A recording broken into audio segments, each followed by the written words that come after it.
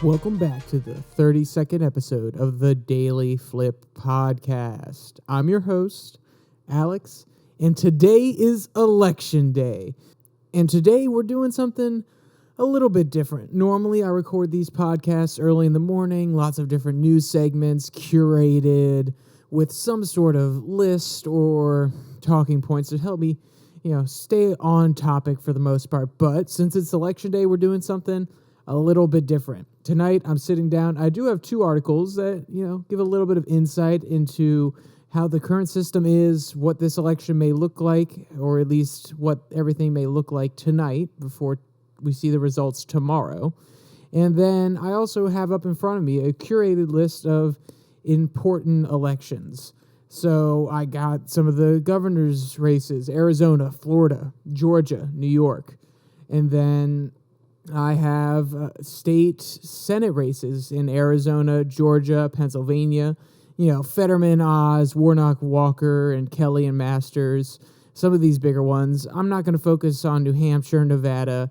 Those are a little bit far out there. And then my home state, I have all of the House elections up here. And actually, as I'm talking, the exit polls and these different statistics of counting votes are starting to come in. And we have a nice variety here in the first, second, third, fifth, sixth, seventh, ninth, and 10th. All of those districts have Republicans leading, some by small margins, some by larger margins.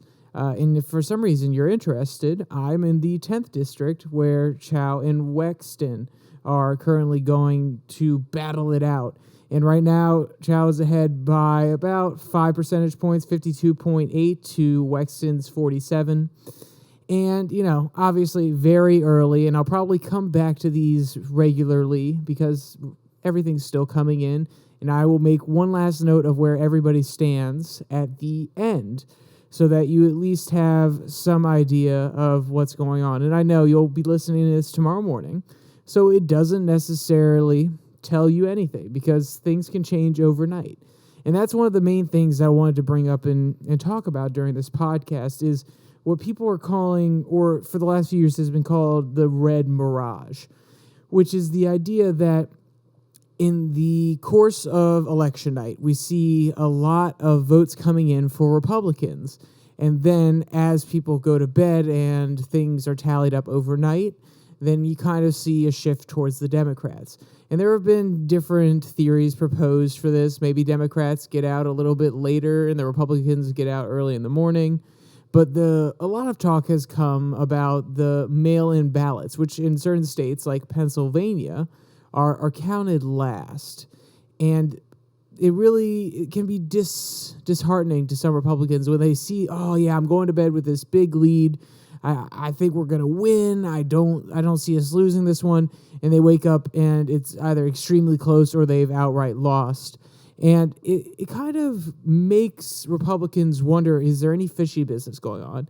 And I think that though, there are rational explanations for it, would that not be a question you have? If you went to bed with two roosters and you knew they were both going to lay eggs, and then you woke up the next morning and only one of them had laid eggs, and you see a few things that look suspicious, like maybe some of the eggshells are cracked, or maybe it looks like something got into the hen house, then, you might be like, oh, well, that seems a little bit odd. Why did something go wrong here? I knew I was going to get my 2 eggs, and it looks like something came and grabbed them, even though I wasn't up. I wasn't awake. I wasn't actually there watching the egg all night. In this case, to drop the analogy, I wasn't there watching the ballots all night. I don't know if everything was done completely up to spec. Then it kind of causes this idea that there could be something wrong, or there could be some sort of manipulation. And though this has been disproven many a times by many different documentaries, there have been other documentaries that have come out and said, no, there are legitimate concerns about the election. And one of those that I have, and this isn't saying that it's causing voter fraud or any manipulation on any part of any party, but one concern I have with current election systems, especially in states like Pennsylvania or in California, even though they've done a good job at reforming their policies, I find it really interesting that mail-in ballots get counted not only last, but it's okay if they get sent in and do not arrive before the day of the election. They can rely, as long as they were sent beforehand, as long as they are postmarked from a date before the election, then they can be counted afterwards. And this sort of, we can wait until the last second, we can take these votes into account, we're going to hold everything up, we're going to make sure that we get everybody's votes, but it's going to cause us to give the results a week late.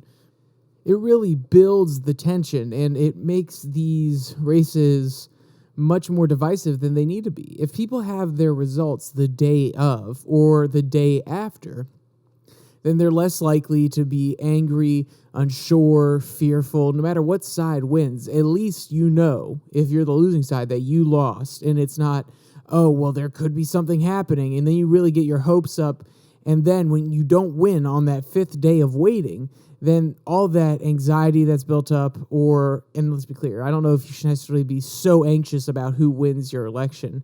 And if you are, then I just want you to remember something that my history teacher told me in 2016 when Donald Trump won. At the time, I was very, very against Donald Trump. And I went to bed, and it looked like he was losing. And then I woke up, my mom said, he won. And I just hung my head low, and I said to myself, what is going to happen to us? What's going to happen to the U.S.? And I came in to history class that day, and my teacher said, just remember, nothing in your day-to-day life, for the most part, is going to change. You're still going to be able to walk around. You're still going to be able to say what you want to say. You're still going to be able to Snapchat your friends, Instagram, any going-ons in your life. You're still going to be able to go on Facebook. You're still going to be able to buy the commodities that you want. And it took a while to sink in, but he was right.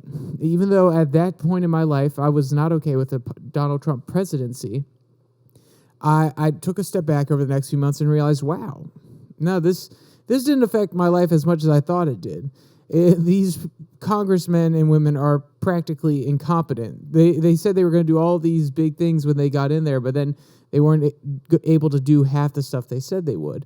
And whether you agree with what they want to do or not agree with what they want to do, keep that in mind. Don't become so invested that you get strung up, anxious, that you're so willing to go into the Capitol and do something that is horrendous or in the moment may be very ill-advised. And that's the thing. We don't want to become so caught up in these political elections.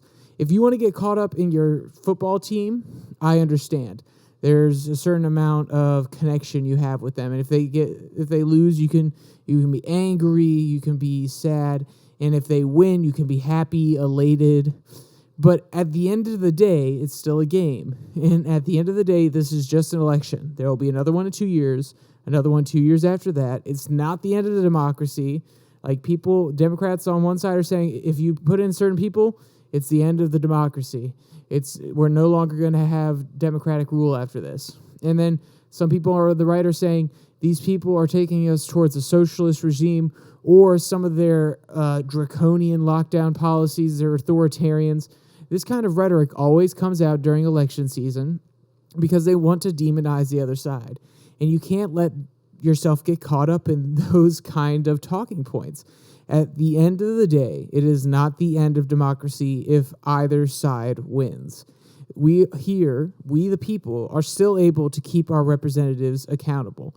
And it may feel like sometimes we don't have that ability, but remember, there are, 380 million of us, and right now the total count for senators is 100. For the House, I believe it's about 456 or so, plus all the bureaucrats. Even then, the bureaucrats in Washington make up 1 million. We still have the ability to impose our will because we are larger. We have a large voice if we come together. If we think that the government is doing us wrong collectively, then we can come together and we can make our voices heard, and we have the ability to change things. So like I said, don't become so caught up in this idea that, if one candidate wins, if the Republicans sweep, if the Democrats sweep, it's the end of democracy. Don't get caught up in this. And, I know I've been all over the place talking about the red mirage, talking about don't get caught up in the end of democracy, or talking about certain policies in Pennsylvania. But I just want to, make sure that I'm getting my ideas out there for this one. Because on election night, a lot of these topics, or at least during election season, a lot of these topics are brought up, and I think that I haven't necessarily addressed them as much as I wanted to, and I think this is the best time to do so. So at the third of the way mark, we'll go through some current results. Right now, in Georgia, Warnock is up 62-38 over Walker. In Virginia, House 1, Whitman, the Republican, is up 71. Virginia House 2, Kiggins is at 58. That puts him about 14 points ahead. In Virginia House 3, Scott is 15 points ahead. House 4, McEachin is, 50, practically, more like 48 points ahead of Benjamin. That's the Democrat. House 5, Good over Thornburg is, Good's a Republican. He's an incumbent. He's up about 20% right now. In House 6, Klein, also an incumbent Republican. He is up by 46%.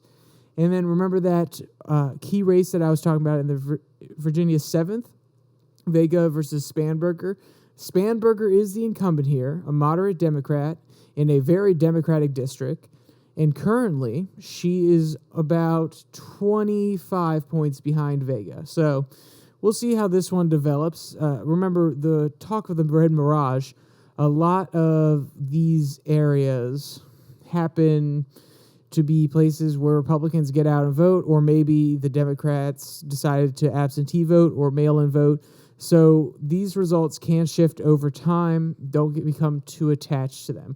It is interesting, though, in Virginia House 9, Griffith, the incumbent, is already the projected winner with 18,000 votes. Currently, they are at 82.6% compared to their opponent's 16.1%. So we already have not a locked in, but a projected voter in the 9th district, which is interesting. I did not expect to see something that early coming in here in Virginia. In the 8th district, Beyer, the incumbent, a Democrat, is up about 50 points ahead of Lipsman. Another key race, which is another one I highlighted, Chow versus Wexton, the area where I live. Wexton has closed the gap a little bit here. They're within 1 percentage point of one another. Wexton is the incumbent. Both of them have about 18,000 votes. So that one's tightened up just in the span of time that I'm talking. Oh, Chow just took a little bit of a lead here. I feel like I'm a sports commentator. Oh, Chow's breaking out. You can see him going for the lead. He's trotting down the long stretch. Like, I'm treating this like it's some sort of game. I guess I may be one of the only people that is genuinely happy, or at least loves politics enough to sit here and act like it's an engaging thing, watching poll numbers go up and down.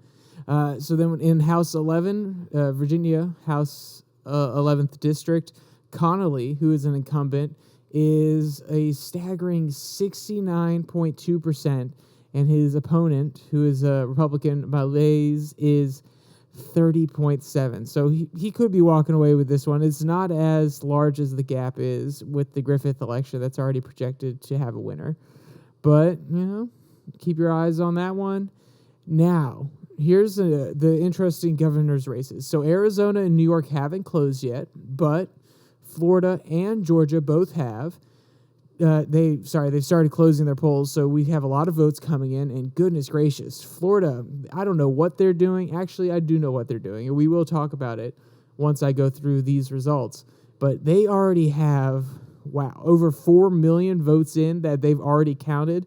DeSantis is ahead 55.7 to Christ, who's 43.6.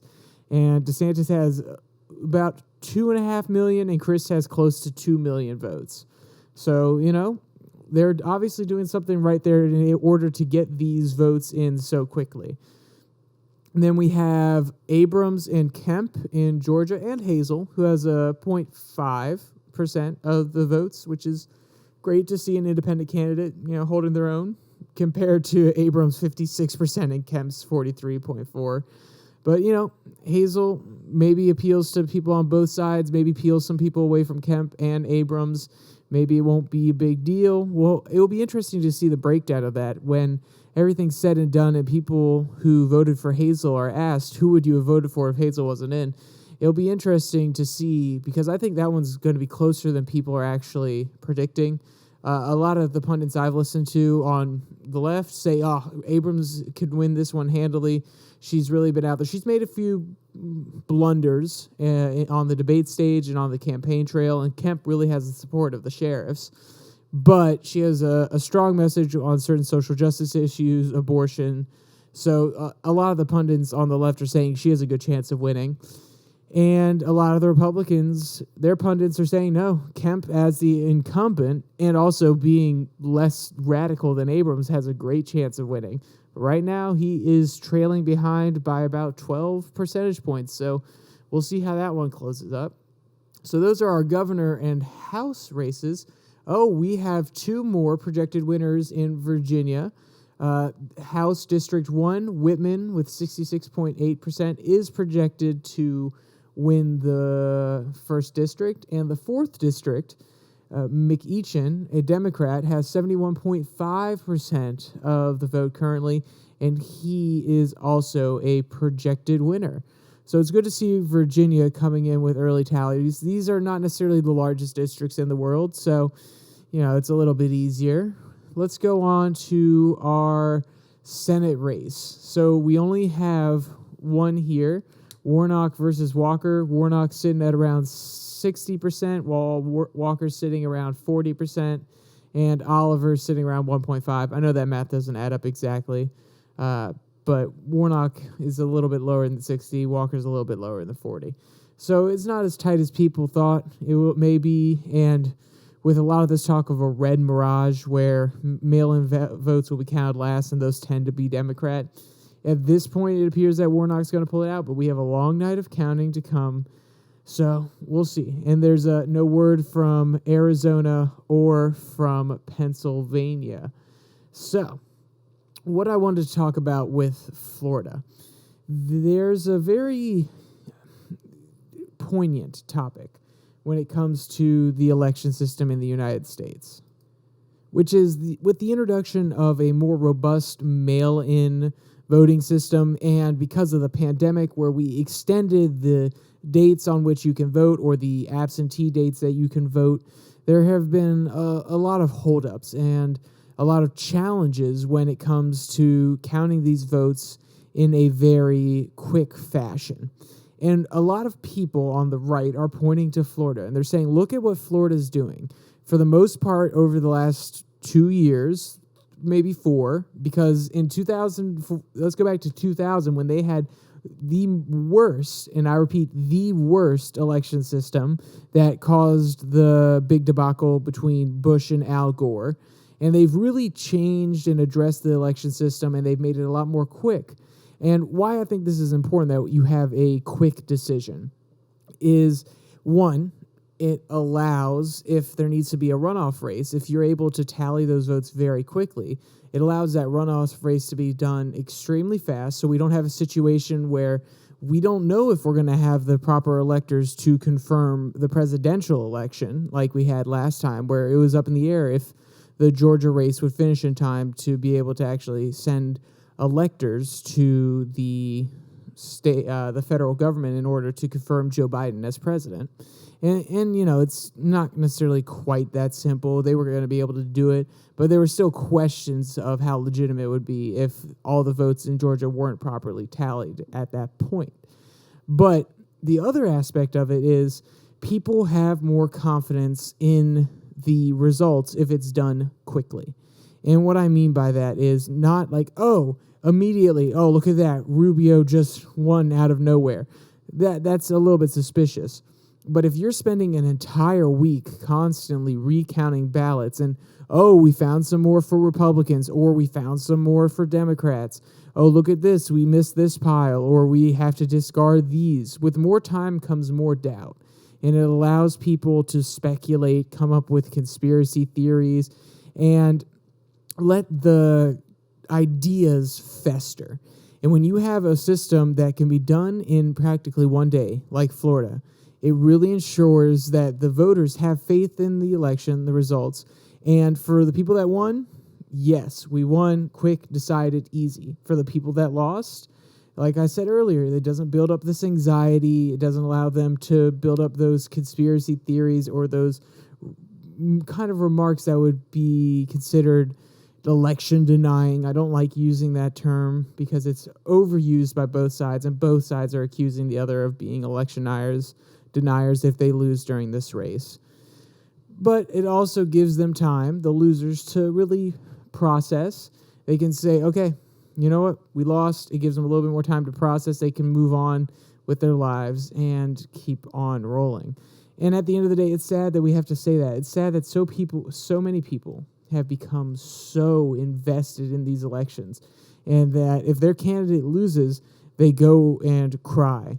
I personally know some Democrats who cried when Hillary lost, and I know some Trump people who, let's just say they didn't cry, but they may have punched a few walls when he lost in 2020. And it's sad to see these kind of reactions out of people, that they've become so invested in these political races that at the end of the day may not even affect them. Like certain people looking at results coming out of Arizona or Nevada, they get really emotionally bent over about these sort of things, and they're like, oh, Carrie Lake is gonna win Arizona, is projected to win Arizona. I can't believe it. I can't stand for that.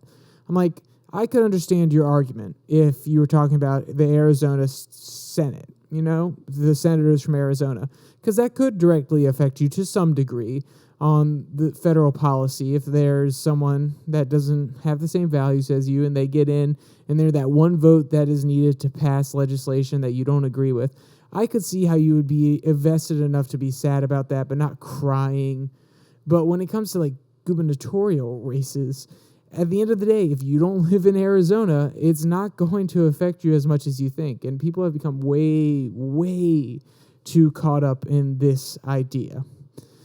All right, so I'll pull out a few quotes here at the end, but I do want to take another second. And this time I pulled up key races for the Senate. So we only have a few that are coming in right now. I already discussed Warnock and Walker in Georgia. Walker's moved up by about 3 percentage points. Another key race in Florida, Rubio versus Demings. Rubio is the incumbent Republican. He's currently ahead by 10 percentage points, 54 to 44. Nothing out of Nevada yet. New Hampshire, where Baldock really was throwing people off, and the Republicans started funding his campaign a little bit more in New Hampshire, thinking that he actually may have a chance of winning. He's coming in with only about 33% right now compared to Hassan's 65%. So I don't see that one flipping Republican like some people said. Now, an interesting one in North Carolina, Bud versus Beasley. Beasley being the Democrat, Bud being the Republican. Beasley's at 57.5 and Bud's at 40.8. And Democrats were saying that this was not a lock-in, and a lot of Republicans said this is 100% a lock-in for the Republicans. And it's interesting to see these early votes coming in not in the favor of Republicans. So maybe they should have put a little bit of extra funding into that race. Then again, it's very early on. Things can flip. I'm not trying to say that, oh, if it flips, something fishy's happening. Not saying any of that. I just think it's interesting that he's not having such a large lead considering how much money they chose to steer away from North Carolina. Ohio, another interesting one where J.D. Vance in polling this morning from Trafalgar was up by 10%. Which is really interesting. When I say polling, opinion polling about who they are voting for and who they think is going to win. Ryan right now is up by 37%. He's at 68.2 compared to J.D. Vance's 31.8. That's another race that was not necessarily a toss-up. A lot of Republicans have that one locked in. So we'll see how that one evolves. And those are all the East Coast states that are just now closing, reporting. Probably here in the next 15 minutes, we'll get our second wave with the Central Time Zone closing. And I don't necessarily think we'll be able to get to those. But, if I go a little bit long, maybe we'll stay on and see how those start coming in. Also interesting on the map here, though they don't have the breakdown because it's not a key race, on the map here, they're showing Kentucky, Indiana, Florida, and South Carolina all as leaning Republicans at this point. And the highlight here on CNN, Republicans need one Democratic seat to gain control of the Senate. So we'll see how that one pans out. And what I do think is another point is a lot of people said, oh, we're going to have a Republican, we're going to have a red wave. And a lot of other people on the Democratic side said, well, if it's only 20 people in the House or one changing the amount of senators by one and having 51 Republicans and 49 Democrats and only having 20 more Republicans in the House, that's not necessarily a wave.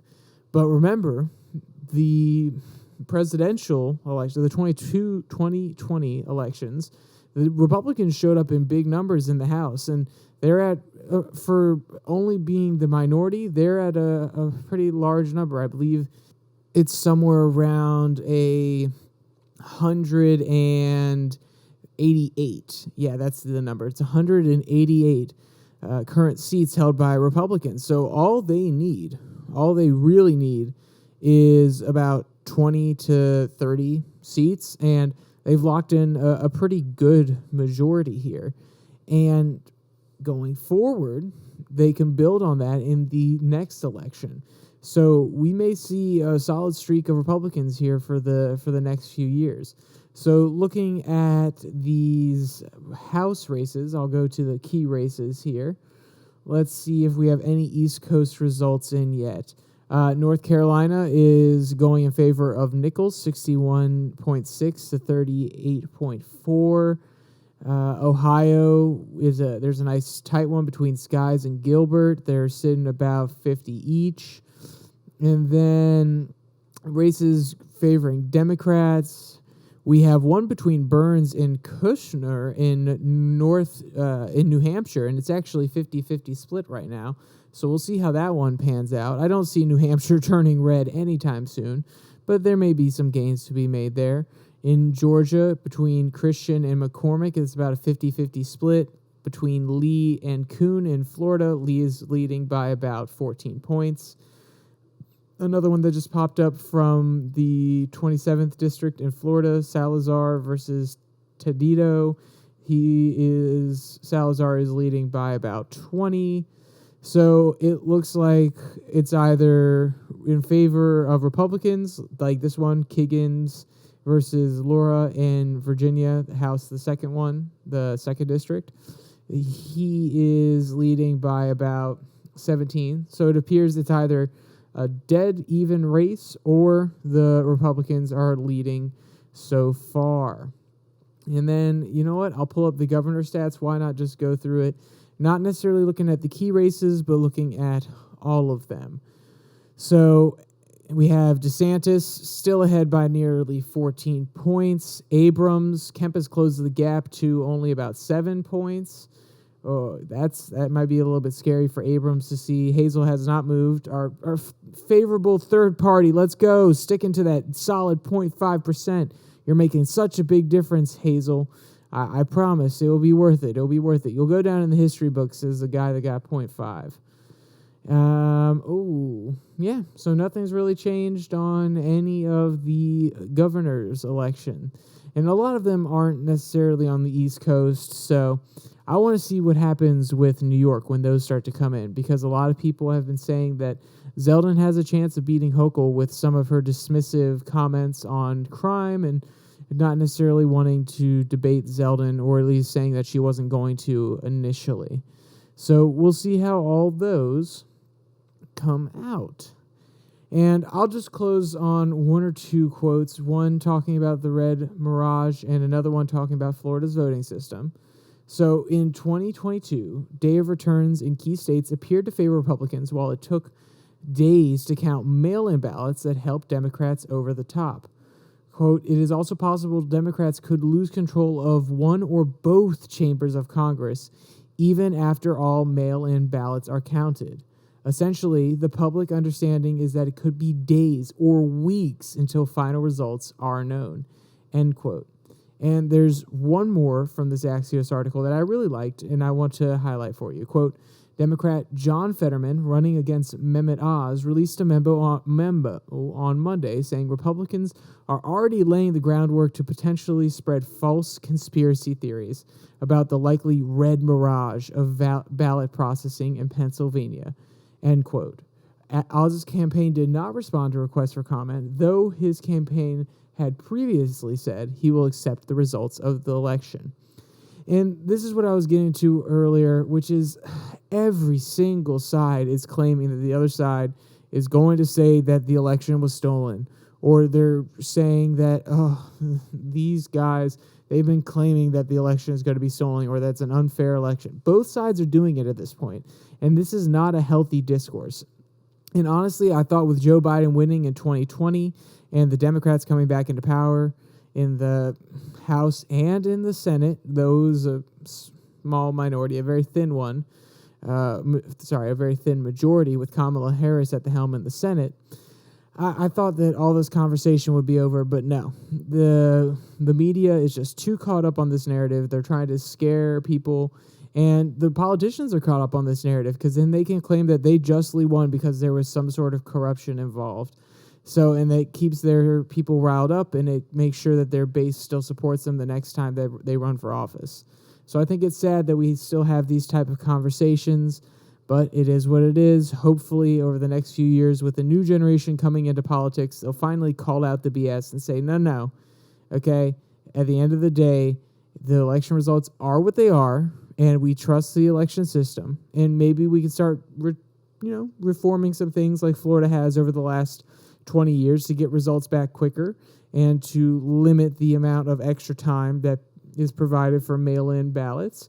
And then maybe it can reaffirm some of the faith in the system that we have. And speaking of reaffirming that faith and possibly reforming some of the process, I have a quote here that talks about the slow vote counting system from the National Review. Quote, there is no single solution to the slow vote counting.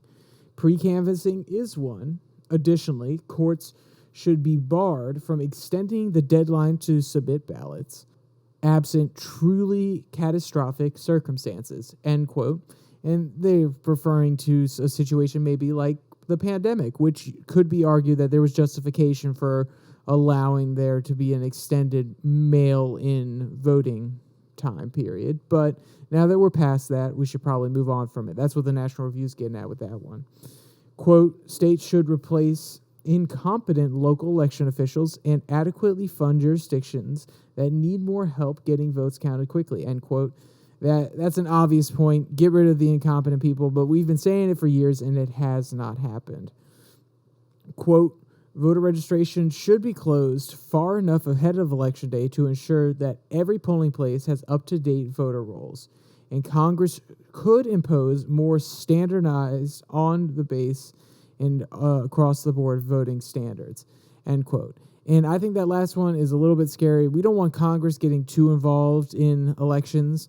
The Constitution sets the date of these elections, but it tells the states that they are the ones deciding how they can go about their elections. And I don't think the federal government should get too involved. That's just my personal opinion, where I kind of disagree with the National Review here. All right, so what I actually decided while I was doing those quotes is I'll run through the key races that I have selected again. And then what I'm going to do is record another segment. I'll jump right back in at around 9 p.m. when we have two more ballot locations in the central region and in the western region closing. And I'll give a little bit of the breakdown of those as well as some of the more eastern states. So let's go back through my election. Let's go to my dashboard here. So looking at the... Come on, CNN, work with me here. There we go. Looking at the Senate race, Warnock is still ahead by 14. Virginia has confirmed. Wow. So I say confirmed. CNN has 1, 2, 3, 4, 5 projected winners already.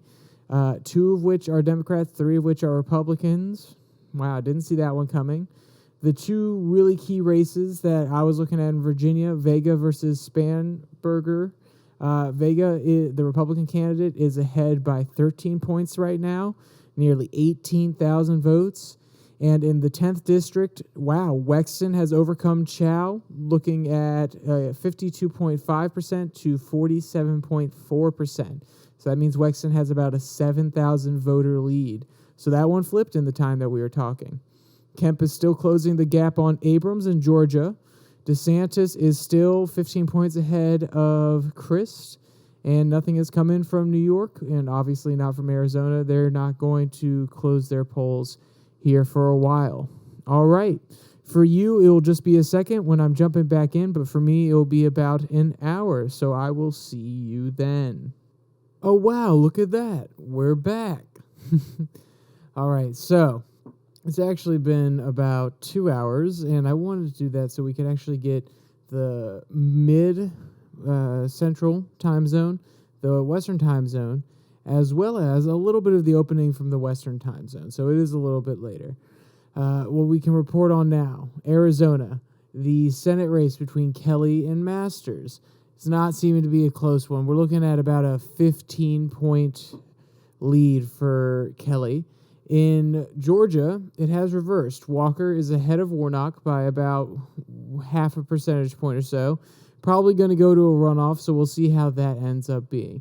Oz has closed the gap to about 4 points at this point, but it does seem that Fetterman's probably going to win this one with about 56% of the vote in. And remember, a lot of their later votes are going to be mail-in ballots because they count them last, which you would assume go in the favor of Fetterman, if not because Democrats are more likely to vote via mail-in ballot, but also because a lot of those mail-in ballots happened before the debate where Oz totally destroyed Fetterman, or at least Fetterman showed that he is not in best health. So speaking of the House 2, the second district in Virginia that I spoke of earlier, where Kiggins had lost, it is actually reversed, and CNN now projects Kiggins to win. There have been a lot more interesting developments. The 3rd district, 4th district, 6th district have all come in and have projected winners in Virginia. The 7th district that we were looking at earlier, I had looked at it while I was away for a second, and Vega was ahead by about 2 points. Spanberger has come back with a probably 4-point lead, and CNN has locked her in as the projected winner. The 10th district one that I was looking at very closely, because that's obviously where I'm from, Wexton has shored things up, and we're looking at about a 6-point lead. They also, at CNN, are calling him the projected winner. So, we have 5 Virginia Republicans and 6 Virginia Democrats winning. Now, we have DeSantis, projected winner. No one's surprised about that one. Kemp has made huge gains on Abrams. Now he is leading by 9 points, which is a big reversal from the last time we were talking about it. Arizona is not as tight as some would have predicted. Lake is down by about 10 points at 45%. And New York, when I said earlier that it could be close, at this point it doesn't seem to be at all. Hochul and Zeldin, they're about 30 points apart. Hochul is on top, no doubt. Now that's looking through the races I'm following. We can go to the main page here and go to some of the other Senate races just so you have an idea of what's going on. So, if we're looking at our key races here, Colorado seems to be locked in for Bennett. He's up by 15 points, and CNN says that he is the likely winner. Rubio has come out on top in Florida. Iowa is a tight race right now. About 5 percentage points ahead is Grassley, the incumbent. Nevada has not started reporting yet. Ohio actually has Vance on top of Ryan now, which we didn't see coming, or at least I didn't see coming. Ryan seemed to have a really high early lead. Bud has also come up over Beasley since the last time I checked when I was away for that hour. Baldick has not closed the gap in New Hampshire. And Washington has not started reporting, neither has Utah. And lastly, the race between Barnes and Johnson in Wisconsin is a lot closer than people think. Johnson's actually down by about 1.5 percentage points. So that one was one that was seen as kind of locked up for the Republicans. So we'll see how that comes out. All right, the House ones are a little bit too intricate. There's too much information there. I talked about the main ones that I think are important. Let's go to the other governor elections. We already went over Florida, Arizona. Maine coming in heavily blue. Bills is winning by about 15 percentage points. We went over Georgia, Kansas. Maryland, Moore has come out on top by a pretty wide margin, 20% or so. Massachusetts is locked in by 20% going to Haley. And Michigan is not as tight as it was when I was looking at it a while ago. Whitmore has an advantage of maybe 8 percentage points. New Mexico is not close either. Grissom seems to be ahead by 8 percentage points as well. Minnesota is not going in the favor of Republican Jensen, down by 30. Oklahoma has declared for stint. And as I mentioned earlier, Oregon has not called in. Our last 3 main ones. Pennsylvania, Shapiro, the Democrat, is winning by 13 points. In Texas, no surprise, Abbott is up by nearly 10 percentage points.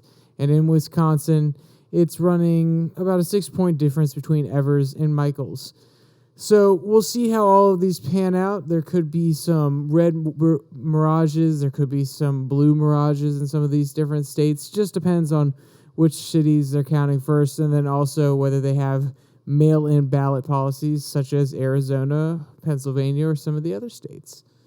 All right, well, thanks for listening to this rant. Sorry it went a little bit longer than I thought it was going to, but hopefully if you're listening to this gives you some insight as to what was going on. And hopefully this will be a little time capsule moment that we can look back on when everything's decided, or maybe even in the future, and have a little bit of middle of the election when the tension is still high, when people are still battling it out. We can still have a record of what was going on and the opinions that are getting thrown around from both sides. All right, thank you for joining me on this special episode. There are going to be no links to any news articles in the description today, but my Twitter link will still be there at your DailyFlip, and that's in the description below that like and subscribe button. And with that said, there's only one more thing to say. Stay safe. Don't die.